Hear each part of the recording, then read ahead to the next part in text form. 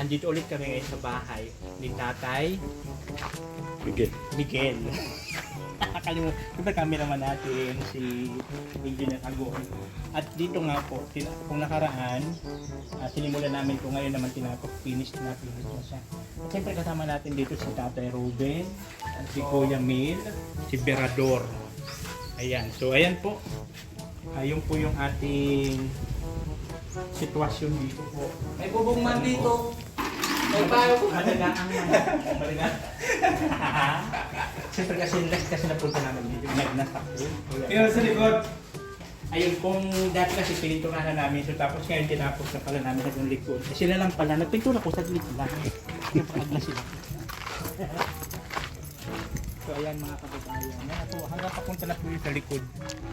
Ayan, pintura na natin. So ito kasi maguguhit pa ba sila dito? Matabunan na lang yan ng lupa. Ayan, so white na white po talaga para po makinis, malinis ang budhi. So yun po yung hinanapan dito. So kaunting panahon na lang po, matatapos na to. So pinto na lang. Ito, paano? Pantay. Kahit ano gawin natin dyan, magaganyan niya kasi may tubig ito. So siyempre kasama natin ang mga masisipag natin ng mga trabahante. Malalaki ang katawan, mga macho. At siyempre, matangos ang ilong. Meron tayong kasamang pasngak. Mapalat. Ano sinabi? Kung may matangos ang ilong, may Ano na? ano. So yun po yung atin. Tapos dito, ayan. Siyempre, may siyang na rin sila. Napinturahan na rin. At ano na rin yung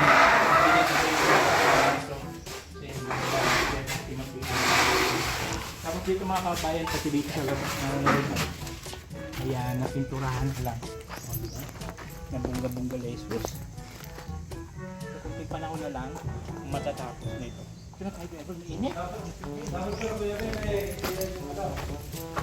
Dapat yung walang halo yan. Walang halong kaplastikan at walang halong urukan. Ang pangit kasi pag may plastic, pag sinulog mauso. Ayaw mo, yan o. Napinturahan ng aking umbrella. Diba? So ayan, si Kuya Robin sa loob. Lipat yan. So maganda rin po yung tayo Tatay Robin at nalilipang. Lipat yan pag walang alak. Matinong kasi kung pag walang Natutin mo ako. Salamat kay Kuya Balto at kay Ate Edna dahil sa kanila na pinunato ngayon. Salamat talaga. Siyempre yung kasalanan, di ba? Hindi naman pwede, tago. Maganda nga yung Tatay Robin kasi aminado naman siya na mayroon siya problema sa sarili niya kaya naghingi siya ng rescue kalahati na Kuya Bal. Nasa ganun po mapaiwas siya sa alak. Kasi ganto-ganto man siya pag nag-aalak sa lagi. Binigay. Di ba siya? Binigay niya siya. Nanginginig siya yung tawag nito, alcoholic. Pagka di nakakainom, nanginginig siya. Pero tignan mo ngayon, okay na siya. Kahit walang alak. Ganda bro. Nanginginig man. Di ba kaya rin sabi ko, pag Wala na, hindi na masyado. okay. Sabi ko kasi dati, pagka di ka nakakainom ng alak, nag-ganyan-ganyan kasi nanginginig. Iba yun ah. Iba yun. Ay, iba pala yun. Di ba nanginginig siya? Sabi nga ni, turo natin si Ninong sa akin eh. Para hindi masayang yung panginginig niyang ganyan. Sabi ko, Paano? Ayaw ko turo. Kinaban daw yun. Pag makinig, kinaban ko yung daan. Ganun. Turo ni Ninong Mil. o diba, hindi nga ako nagkamali. Yun yung pinaka-mabilis na solusyon at gamot. Gamot. Ganyan ka. Mabilis siya mag-recover. Tignan mo, recover ka na, di ba? Eh kung pag namitan, pas malala ng gusto ko pa na mainom para mabilis para na paano na. Ay, delikado to. Delikado pala to pag nasusobra. Di ba tama po Ninong ano? Oo, tama. Diba? Ay, delikado pala to. Diba? Joke lang po yan po maaari. Good vibes lang yan. Good vibes lang tayo lagi. Kasi mahirap naman pagka puro lang tayo issue mga yan. Dito, good vibes lang. Pag dito kayo sa BCM, good vibes lang kami lagi. Diba? So ayan po, congratulations in advance po kay Tatay. Miguel. Si Tatay Miguel. Kasi nga po may bahay. So alam niyo po sa panahon ngayon, napakahirap po magkaroon ng bahay. Especially sa materialis, napakamahal. So siguro ito mga estimate ko lang to.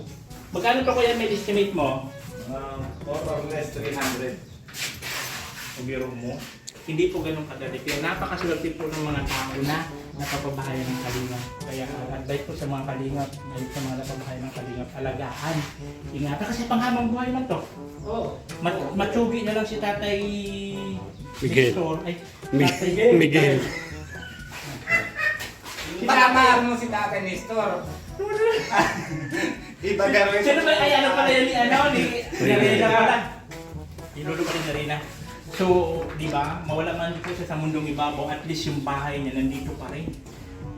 Habang buhay yan siya, hindi siya mawala at hindi masisira. Kaya napakaswerte po. Hindi kami nga, di ba? Wala kaming bahay yan. Wala rin bahay dito sa Camnorte. Kaya napakaswerte talaga ng mga taong napapabahayan. Pagpasalamat natin yan at alagaan, no? At isa pa, huwag magpawak-wak. Oh. Diyos ko, naglipa ng wak-wak dito sa... Bakit dito sa Camnorte? Ang daming wak-wak. Ayun ko. Ang dami mo na. Ako tansya ko dito, kasama labor lupa, abot na 500 ito. Ayaw nga pala, hindi pa kasama ang lupa kasi binili pa pala daw yung lupa, no? Mm. Labor lupa, at materials, mga 500 yan. Binili pa lang Kuya Robin. Oo, nabili pa nito si Kuya Bal. Tapos labor pa lang, 4 na labor dito na gawa. Tapos 2 600, 2 550. Kung magkano isang araw. Eh, yung pintor pa. Ay, pintor. 5 yung pintor. Ano lang? Ito, hindi ito. Freelance lang.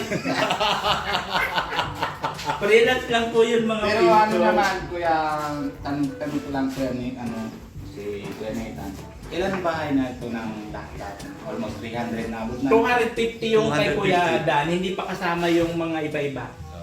Na mga... Mga light materials. Kulang 300 na ano. Oo, kasi yung last na parilong natin yung kay Dan, Kalingap Dan, 250. 250. Yung talagang buong Oo, yung simentado. Basta kailangan concrete. Oo. Pagka light materials, hindi naman sinasama. So ibig sabihin, mayroon pa marami mga bahay po yan ng mga... Marami. Ayun, di ba natira ninyo yung 2 kambal?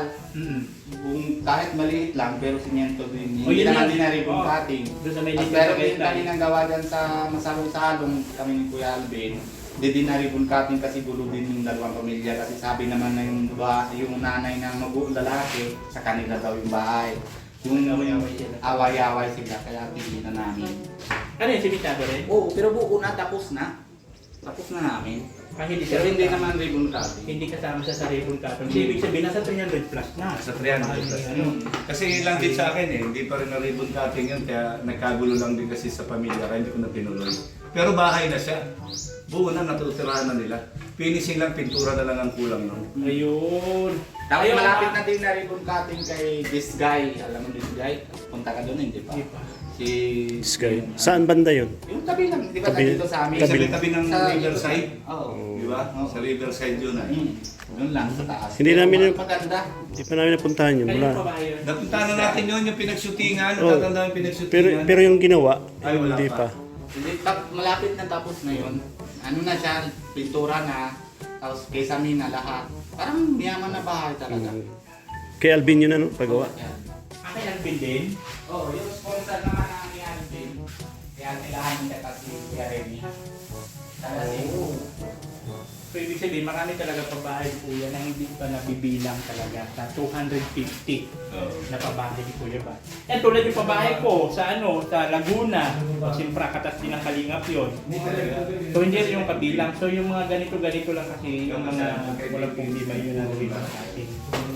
So ang dami ng pabahay ni Kuya ba. Kaya nga po magkakaroon na po kami ng pantilis. Pantilis. Pantilis. Pantilis. Board member, attorney Javier De Leon. Wow! Yan, abangan niyo po yun sa Congress, ang pantilis. Ako na-apply ko din at kay Kuya Bal na taga, no? Na gunman lang. Kasi ako na mataas. Pero Kuya, layo-layo nakita ko na. Kung sino malapit. Kasi nga, nilalog na tubig, hindi naman ako dapat na malapot yan. Makikita mo yung puputi na lang. Hindi na yung parang